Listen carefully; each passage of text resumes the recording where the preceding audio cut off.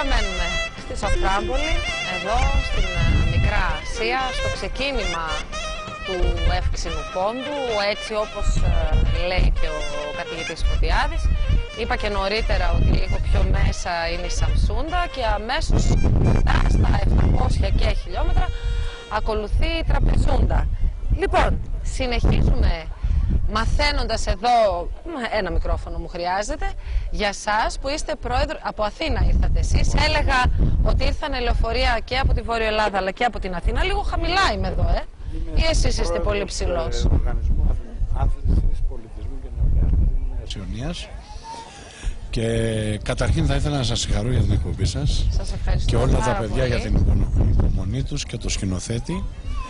Και επίσης κατά πρώτο θα ήθελα να ευχαριστήσω πάρα πολύ τον Γιάννη τον Τεστέμπαση, ο οποίος με πρωτοβουλία δική του, σε συνέχεια από τα κούλουμα που κάναμε στη Σκύδρα, μας προσκάλεσε μέσω του συλλόγου μας Μικρασιατών της Νέας Ιωνίας και της κυρίας Μπρόλιας να συμμετέχουμε και εμείς εδώ στο φεστιβάλ αυτό του Δήμου της Σαφράμπολου, να το πω όπως στην τουρκική λέξη.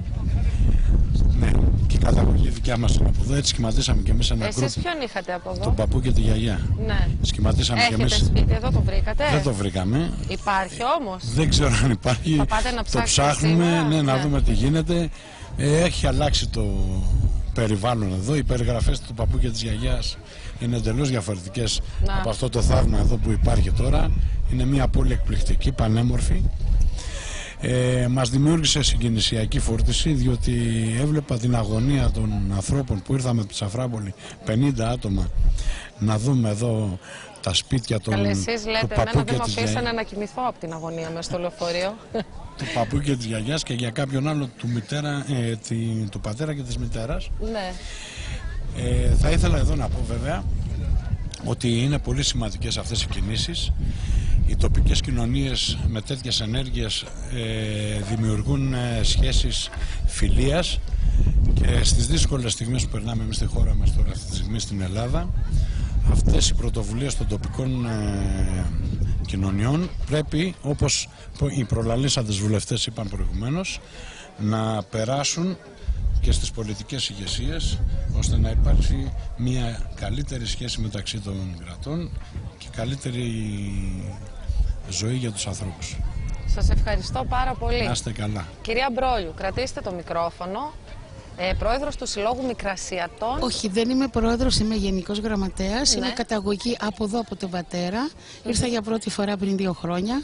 Εκεί αμέσως γνώρισα τον κύριο, μου δώσαν το τηλέφωνο του κυρίου Τεστέμπαση.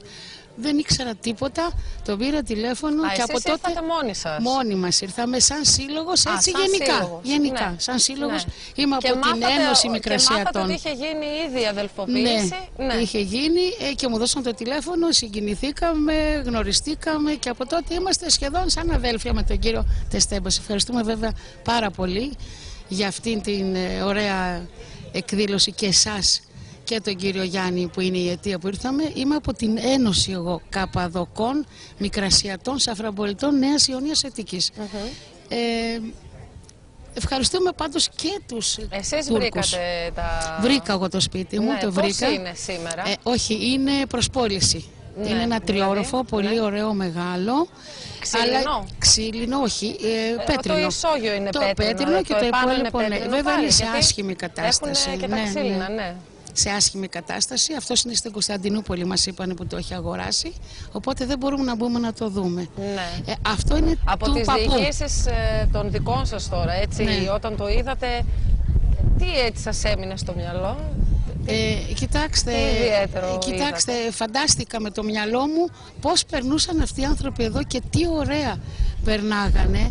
Πόσο πολύ από τον πατέρα μου που άκουγα που αγαπήσανε τον τόπο αυτόν και όλο στεναχωριόντουσαν και λέγαν πώς να πάμε και πώς να πάμε, λέγαν. Δεν μπορούσαν να έρθουν, ώσπου κάποια στιγμή πέθαναν, ας πούμε, και μετά άρχισε αυτή η επικοινωνία. Εσείς αυτή την κίνηση την κάνατε για να είστε και στο σύλλογο, την κάνατε έτσι στη μνήμη των δικών σας, ή είναι όλα αυτά τα περάσματα που είχαμε, τα περάσματα και τον πολιτισμό, και καλά κάναμε και κάναμε το σύλλογο, αυτήν την ένωση, για να περάσουμε τον πολιτισμό μας Σε όλους, και στην Ελλάδα, ακόμα και στην Τουρκία. Μας λένε γιατί πάτε στην Τουρκία, τι δουλειά έχετε. Λέμε τον πολιτισμό μας μεταφέρουμε. Δεν πάμε, αφήνετε, μας λένε τα λεφτά σας εκεί, δεν αφήνουμε τίποτα, αφήνουμε τον πολιτισμό μας. Και όντως είναι πολύ μεγάλος ο πολιτισμός. Όπου κοιτάξουμε έχει ελληνικά. Ναι. Αυτό μας λέξεις εκεί. Και ελληνικές λέξεις και μνημεία, γραφές, τα οποία μπορούμε και διαβάζουμε εμείς. Ναι. Μετά από 3.000 χρόνια. Σας ευχαριστώ πολύ, και επειδή αναφερθήκατε σε αυτό, να μια ευκαιρία να περπατήσουμε μέσα στη Σαφράμπολη με τη βοήθεια της κάμερας της εκπομπής Κυριακή στο χωριό. Θα δείτε, πραγματικά θα διαπιστώσετε έτσι σε μικρές ταμπελίτσες κάποιες λέξεις ελληνικές, και νομίζω ότι θα συγκινηθείτε κι εσείς από αυτά που έχετε να δείτε τώρα αμέσως. Σαφράμπολη.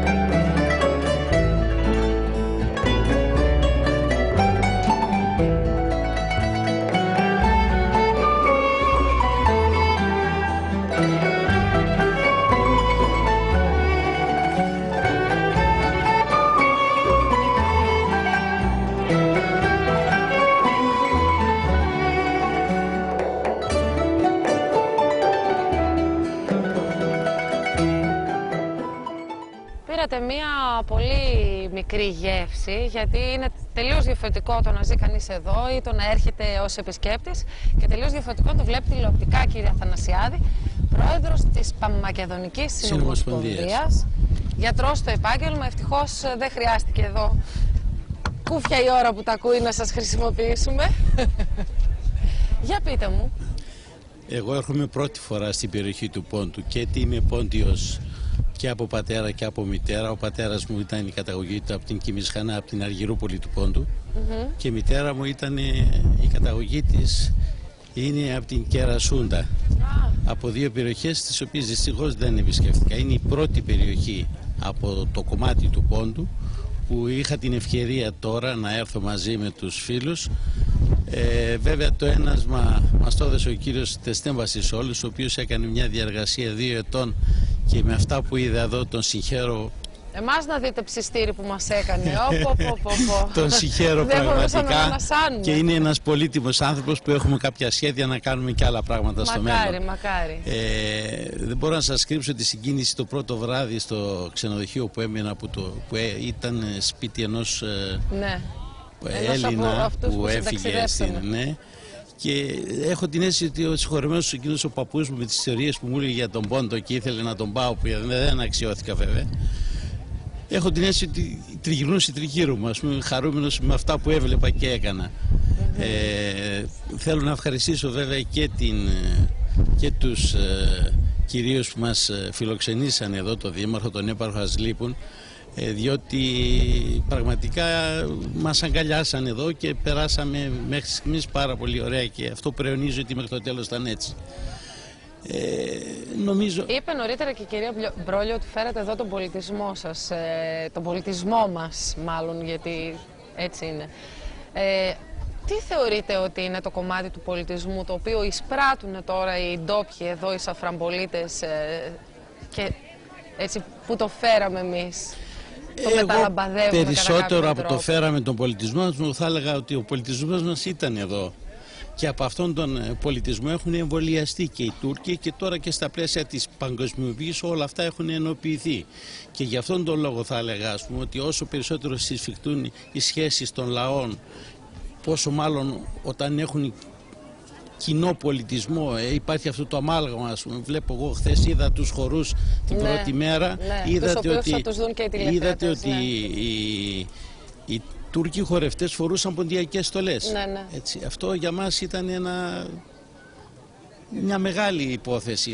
Να έρχομαι μετά από τόσα χρόνια με τόσες αντιπαραθέσεις, με τόσες ιστορίες, με τόσα πράγματα και να αρχίζουμε πλέον σιγά σιγά να βλέπουμε τι έχουμε αφήσει εδώ πέρα πίσω, να αρχίζουμε να τα αγκαλιάζουμε κι εμείς, να καταλάβουν κι αυτοί ότι κατά βάθος οι λαοί δεν έχουν να χωρίσουν πολλά πράγματα. Οι πολιτικοί έχουν να χωρίσουν.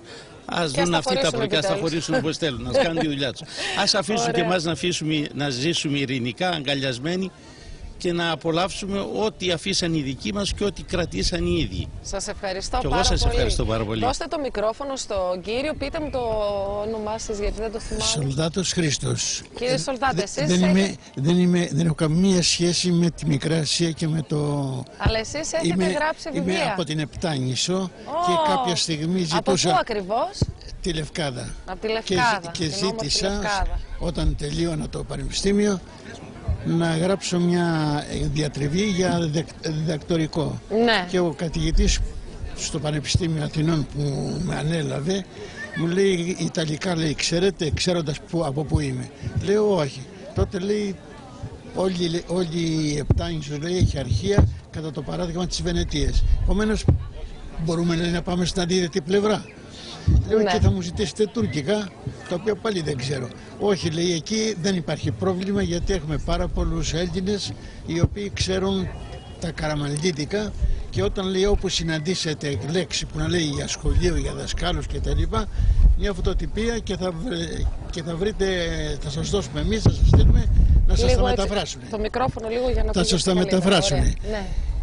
Έτσι λοιπόν ανέλαβα και μου έδωσε ολόκληρη τη Μικρά Ασία και τον Πόντο, το οποίο τον κατέγραψα, την ιστορία τους, την καταγωγή τους, τα προβλήματά τους, όλα.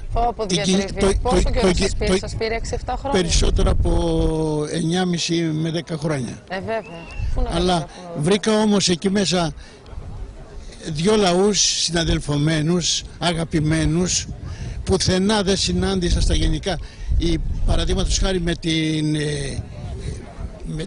την ανταλλαγή των πληθυσμών, εκείνη την περιουσία πέρασε σε βιβλία, ήταν το Ταμείο Τέος Ανταλλαξίμων, ναι. Και πιστεύω ότι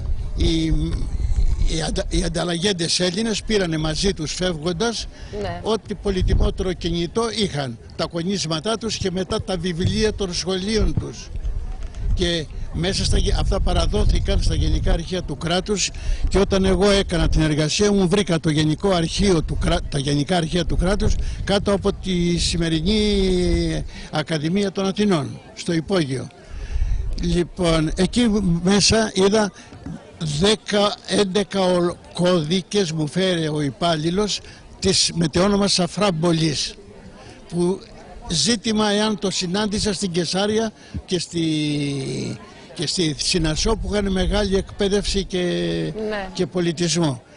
Εκεί μέσα είναι άλλος κώδικας, ήταν πρακτικά της κοινότητας, άλλα ήταν πρακτικά της εφορίας, άλλα ήταν για βαφτίσεις, για γάμους, για θανάτους. Η Σαφράμπολη λοιπόν πότε δημιουργείται? Γιατί εδώ πέρα έχουν κάτι αρχαιότητες που βρήκαν, αλλά δεν τις αξιολόγησαν πότε δημιουργήθηκε δεν το ξέρω. Ξέρω όμως ότι Το 1845 βρήκα σε ένα από αυτούς τους κώδικες, και όταν λέμε κώδικες εννοούμε βιβλία για να μην καθίσουμε και χρονολογούμε, οι οποίοι αναφέρει το πρώτο δημοτικό σχολείο το 1845. Αυτό που ονομάζουμε σήμερα Παρθεναγωγείο και Αρεναγωγείο. Θα σας πω στα γρήγορα. Ναι. Το δεύτερο σχολείο, το ίδιο σχολείο, το συναντώ σε άλλο κώδικα με το 1854 και ήταν γραμμένο το κείμενο στα ελληνικά, στα καραμανλίδικα και σε ελληνική γραφή. Ναι. Το 1870... Ας μην τα αναφέρουμε χρονολογικά, γιατί οι τηλεθεατές, όπως αντιλαμβάνεστε, δεν έγινε θα το τα... αρεναγωγείο. Αυτό ήταν αρεναγωγείο. Ναι. Κατόπιν κάποια στιγμή το 1904 έγινε σύλλογος φιλεκπαιδευτικός και λέει θέλουμε ένα νηπιαγωγείο και θέλουμε και ένα παρθεναγωγείο. Ναι. Τα νηπιαγωγεία δεν λειτουργούσαν όπως σήμερα για να κουμπάνε οι γυναίκες που εργάζονται τα παιδιά τους το χρόνο της δουλειάς τους. Ήτανε σχολεία που με το ειστέρημά τους οι Έλληνες που ζούσαν εδώ πέρα πληρώνανε για να μάθουν τα παιδιά τους από την ποιλική ηλικία τα ελληνικά. Θα σας ευχαριστήσω πάρα πολύ σε αυτό το σημείο. Να δώσουμε το μικρόφωνο στον κύριο. Κρατήστε λίγο το μικρόφωνο να μου πείτε πώς σας λένε. Είμαι ο Γιώργος Φωτιάδης, από τη Σκύδρα είμαι. Ναι. Εσείς μου λένε τώρα ότι ήσασταν στην Τραπεζούντα. Ναι, έχω έρθει από την Τραπεζούντα εχθές. Χθες. Τι κάνατε στην Τραπεζούντα, αν επιτρέπετε? Κάθε χρόνο πηγαίνω εκεί. Είστε από την Τραπεζούντα η καταγωγή σας? Η μάνα μου είναι από εκεί. Ναι. Μάνα μου εκεί. Με τη Σαφράμπολη τι σχέση έχετε? Καμία. Αλλά μετά από την προτροπή και την πρόσκληση του κύριου Γιάννη, αποφάσισα να έρθω εδώ στην Σαφράμπολη. Πόσα χιλιόμετρα είναι ακριβώς? 720 τόσο μου είπαν, 800 μου είπαν, πόσα είναι? Από προχθές το βράδυ ξεκίνησα και έφτασα χθες το βράδυ. Δηλαδή, Παναγία μου. 20 ώρες, αλλά δεν το μετάνιωσα. Ναι. Και προσκαλώ όλους τους Έλληνες να πάνε να βρούνε τον τόπο της καταγωγής τους. Ναι. Εγώ πηγαίνω στην Τραπεζούντα, πηγαίνω στο χωριό, βρήκα το χωριό της μητέρας μου και κάθε χρόνο πηγαίνω και πάντα κάτι καινούριο βρίσκω.